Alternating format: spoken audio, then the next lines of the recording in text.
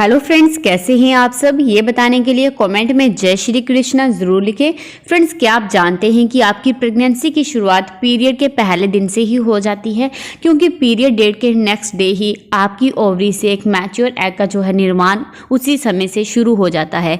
इसलिए इस समय अगर आप कुछ चीज़ों का ध्यान रखेंगी तो एक अच्छा अंडा आपके अंदर बनेगा, अच्छी क्वालिटी का एग आपके अंदर तैयार हो सकेगा, यूट्रस आपका अच्छे से क्लीन हो सकेगा, ताकि आसानी से आप गर्भधारण कर सकें। क्योंकि आपकी छोटी मोटी गलतियों के कारण वहाँ पर जो कुछ गंदा ब्लड जो है अंदर ही रह जाता है, वहाँ से जो है अंदर गांठें बनना शुरू हो जाती हैं, एग जो है वो आपकी अच्छी क्वालिटी का नहीं बन पाता है।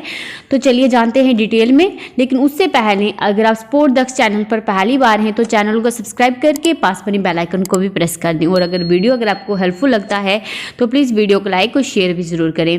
आइए जानते हैं। फ्रेंड्स, प्रेगनेंसी नहीं हो रही है, अगर आपकी रिपोर्ट्स आपकी नॉर्मल है तो भी आपको कंसीव नहीं हो पा रहा है, क्योंकि आप पीरियड्स के टाइम बहुत सी गलतियां कर लेते हो, जिससे आपकी बॉडी में बहुत से प्रॉब्लम्स जो हैं वो होने लगती हैं, जिसके कारण आपकी बॉडी में periods issue, uterus infection, egg की क्वालिटी ख़राब होना, पीरियड इरेगुलर होना, ओवुलेशन में प्रॉब्लम जैसी अनगिनत जो है प्रॉब्लम्स होने लगती हैं। आयुर्वेद में और हमारे प्राचीन काल से ही हमारे बड़े बुजुर्ग भी महिलाओं को पीरियड के टाइम खास सावधान रहने के लिए बोलते हैं, लेकिन आजकल मॉडर्न लाइफस्टाइल की वजह से हम इन चीज़ों को फॉलो नहीं कर पाते हैं। पीरियड्स के टाइम हेयर वॉश का काफ़ी ध्यान देना होता है। पीरियड के पहले 3 दिन आप बालों को अगर धोती हैं तो इससे आप जानती हैं माँ बनने में काफ़ी ज़्यादा दिक्कत आती है। जी हाँ फ्रेंड्स, पीरियड्स के टाइम हेयर वॉश करने से आपका सर जो है ठंडा हो जाएगा।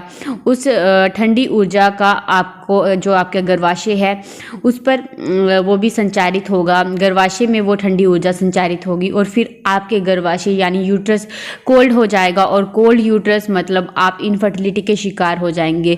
कोल्ड यूट्रस इनफर्टिलिटी और वार्म यूट्रस फर्टिलिटी के लिए और बेबी कंसीव करने के लिए बेस्ट होता है। पीरियड के पहले 3 दिन बाल धोने से मना क्यों किया जाता है, पहले हम वो डिटेल में जानते हैं। क्योंकि फ्रेंड्स, पीरियड के समय महिलाओं को ब्लीडिंग जो है खुलकर होना बहुत ज़्यादा ज़रूरी होता है, ताकि शरीर में जो भी गंदा ब्लड है, जो भी गंदगी है वो बाहर जा सके। लेकिन ब्लीडिंग को खुलकर लाने के लिए शरीर का गर्म होना भी बहुत ज़रूरी होता है। पीरियड की साइकिल हर महिला की अलग अलग होती है, किसी को 3 दिन पीरियड्स आता है, किसी को 5 और किसी को 7 दिन तक ब्लीडिंग होती है। लेकिन इन सब में शुरुआती जो 3 दिन होते हैं जो वो बहुत खास होते हैं, क्योंकि अगर इन पहले 3 दिन में अगर आप सर धो देती हैं तो सर का तापमान जो है वो कम हो जाता है और ऐसे में ब्लीडिंग खुलकर नहीं हो पाती। सर का रिलेशन है वो डायरेक्ट आपके यूट्रस के साथ है और महिलाओं को कई तरह की उससे प्रॉब्लम होने लगती है। यूट्रस में उनका एग मैच्योर नहीं होता है, एग रप्चर नहीं होता है, आगे चलकर एग की क्वालिटी अच्छी नहीं होती है, पीरियड से रिलेटेड इशू हो जाते हैं।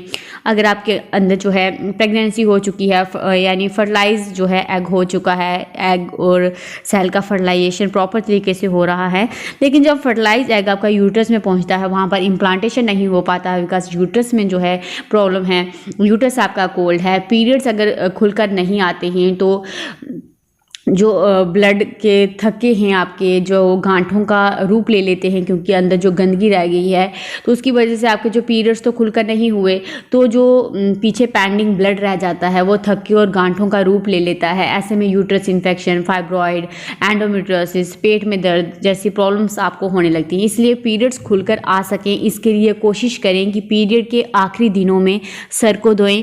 कम से कम 3 दिनों तक सर बिल्कुल नहीं धोना चाहिए।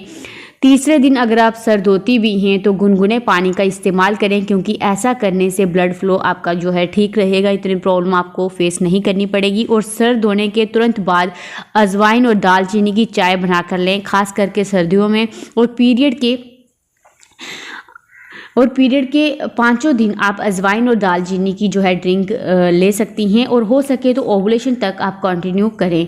और अपने पैरों में डबल सॉक्स डालकर रखें अगर आपके पैर ठंडे रहते हैं पीरियड्स के टाइम पर, तो आपको पैरों में सॉक्स तो डालनी है। और ज़्यादातर इम्प्लांटेशन टाइम पर यानी पीरियड के 20वें दिन के बाद पैरों में सॉक्स डालना काफ़ी ज़्यादा ज़रूरी होता है, क्योंकि इस टाइम विंटर्स का टाइम है। अगर आप नंगे पाँव चलेंगी तो उससे क्या होगा कि आपके जो पैर हैं काफ़ी ज़्यादा ठंडे रहेंगे, और पैर अगर ठंडे रहेंगे तो पैरों का जैसे कोल्ड फीट, कोल्ड यूट्रस और वार्म फीट, वार्म यूट्रस। और वार्म यूट्रस जो है फर्टिलिटी जो है इससे हेल्दी रहती है, आपका फर्टिलिटी जो है वो बूस्ट होती है अगर आपका वार्म यूट्रस होगा। तो वार्म यूट्रस के लिए आपको नंगे पाँव बिल्कुल नहीं चलना है, और छोड़ के आपको रात को जब आप सोती हैं तब भी आप सॉक्स पहन कर सोएं।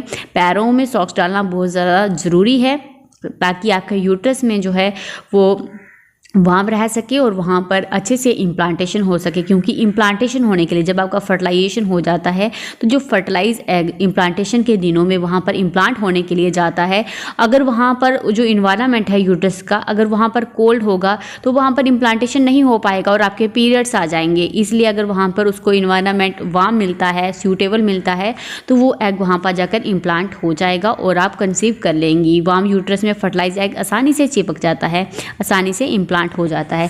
तो दोस्तों इन छोटी छोटी बातों का आप ध्यान रखें।